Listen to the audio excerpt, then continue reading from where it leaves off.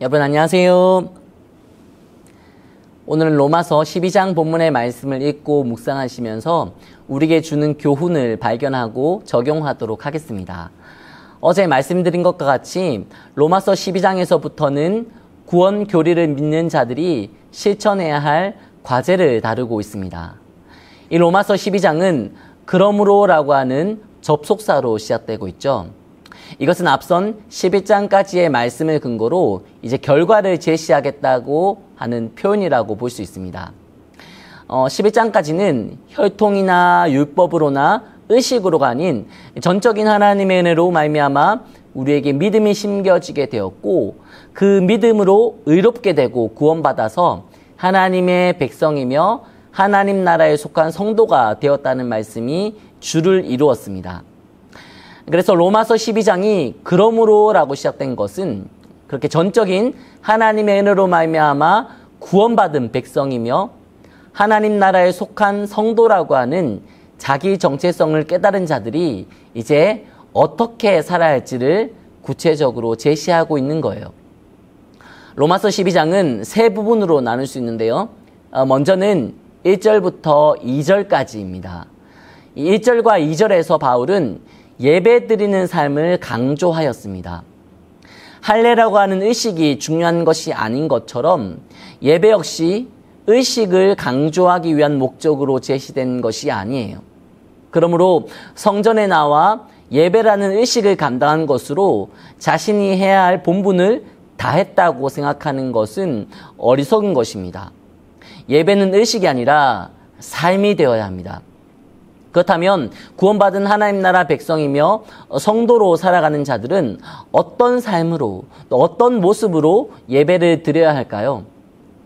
전능하시고 완전하신 하나님 앞에 자기 자신을 세워야 합니다. 의식이나 격식, 순서보다 중요한 것은 자신이 하나님 앞에 서 있다고 하는 깨달음이에요. 하나님 앞에 선 자로서 하나님께서 기뻐하시는 거룩한 제물이 되도록 자신을 살피고 신중하게 살피는 거죠. 하나님 앞에 서도록 선택받은 자들로서 시대의 흐름에 편승하여 자기 뜻, 자기 생각을 주장하지 않고 마음을 새롭게 함으로 변화를 받아 하나님의 선하시고 기뻐하시고 온전하신 뜻이 무엇인지 분별하여 그 뜻대로 살아가는 거예요. 예배는 이와 같이 언제나 자신을 하나님 앞에 세워 하나님을 의식함으로 거룩하고 구별된 자로 자신을 지켜내는 것이며 하나님의 선하시고 기뻐하시고 온전하신 뜻을 깨달아 그 뜻에 순종하며 사는 삶을 의미하는 거예요. 그러므로 예배는 어느 특정한 공간이나 시간에만 드릴 수 있는 것으로 제한할 수 없습니다. 시간과 장소와 상관없이 우리가 언제 어디서나 하나님 앞에 선 자들로서 하나님을 의식하며 하나님의 말씀과 하나님의 뜻대로 신중하고도 거룩하게 살아간다면 그러한 삶이 바로 구원받은 하나님 나라 백성들만이 드릴 수 있는 예배인 것입니다. 로마서 12장의 두 번째 단락은 본문 3절부터 13절까지입니다. 여기서는 같은 믿음 안에 부름받은 성도들이 한 공동체에 소속된 자들로서 어떻게 살아야 할 것인지에 관한 말씀이 제시되어 있습니다. 본문에는 성도를 그리스도 안에서 한 몸이 된 지체라고 표현하고 있어요. 몸에 있는 지체가 생김새도 다르고 하는 일도 다른 것처럼 공동체 안에 소속된 성도들도 서로 생각이 다르고 감당하는 일도 다 다릅니다. 그러나 한 몸 안에 연결된 지체로서 자신만 주장하거나 자신만 드러내려고 하지 말고 그리스도 안에서 서로 존중하고 배려하고 사랑을 실천해야 합니다. 특별히 본문에는 그리스도 안에서 한 몸이 된 각 지체로서 반드시 기억해야 할 사실이 강조되고 있는데요. 본문 3절과 6절 말씀입니다. 3절에서 바울은 내게 주신 은혜로 말미암아 너희 각 사람에게 말한다고 고백하고 있죠. 자신의 생각, 자기 감정, 자기 신념 따라 말하겠다고 하는 것이 아니라 자신에게 베풀어 주신 은혜를 근거로 말하겠다고 합니다. 그리고 6절에 보시면 바울은 우리에게 주신 은혜대로 받은 은사가 각각 다르다고 하죠. 바울은 하나님께 은혜 받은 자로서 하나님께서 베푸신 은혜를 증거하는 자로 쓰임 받기를 자청하고 있는 거예요. 여러분, 공동체가 흔들리거나 분쟁하는 이유가 무엇인가요? 하나님께 받은 은혜를 기억하지 않고 자신을 드러내려고 하기 때문입니다. 하나님의 은혜를 앞세우지 않고 자신을 앞세우기 때문이에요. 그러나 하나님의 은혜를 기억하고 그 은혜를 앞세우는 자는 은혜 받은 자로서 하나님의 은혜를 증거할 수 있습니다. 바울은 은혜 받은 자로서 공동체 안에 속한 각 지체들에게도 하나님의 은혜가 주어졌다는 것을 증거하면서 그들 역시 하나님의 은혜를 받은 자들로서 자신을 주장하지 말고 은혜를 베풀어 주신 하나님의 뜻대로 섬김을 감당하기를 권면하고 있는 것입니다. 이와 같이 하나님이 베푸신 은혜 안에서 한 지체로서 공동체를 이룬 성도들은 이제 세상에서 믿는 자로서의 역량을 드러내며 살아야 합니다. 이러한 삶에 대한 권면이 마지막 단락인 14절부터 21절까지 말씀을 통해 증거되고 있습니다. 우리가 사는 세상은 철저히 자기중심적입니다. 높아지는 데 혈안이 나 있고 악으로 악을 갚는 데 익숙한 곳이에요.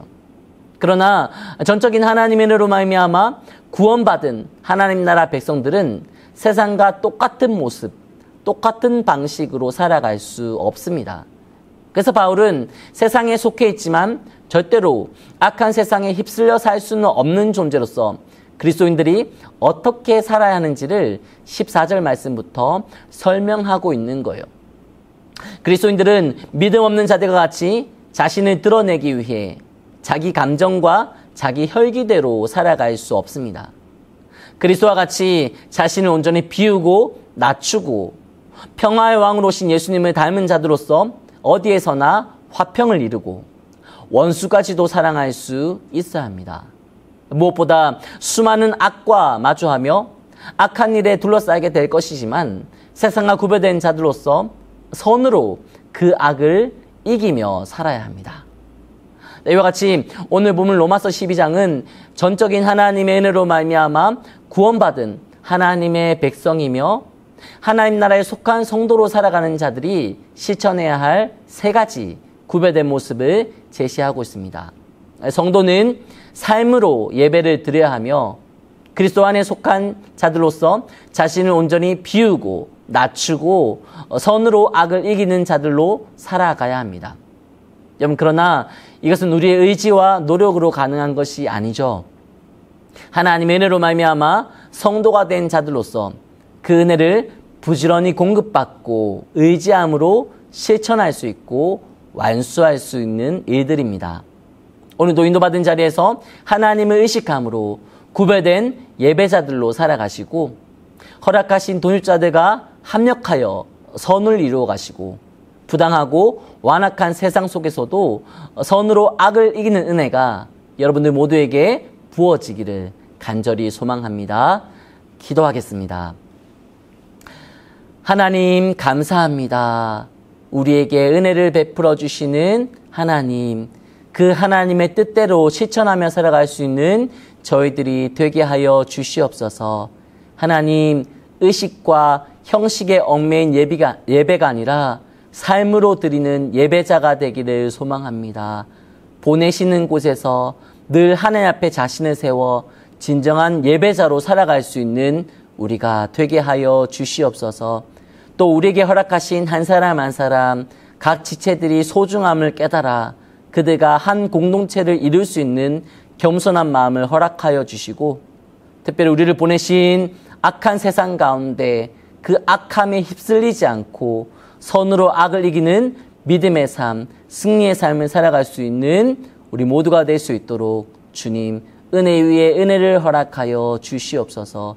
오늘도 하나님의 섭리 가운데 그 크신 은혜 가운데 하나님을 온전히 찬양하며 살아갈 수 있는 복된 삶, 그리스도를 증거하며 살아갈 수 있는 은혜로운 삶이 되어질 수 있도록 붙잡아 주시기만을 간절히 소망하오며 길이요 진리요 생명이신 예수 그리스도의 귀하신 이름으로 기도드리옵나이다.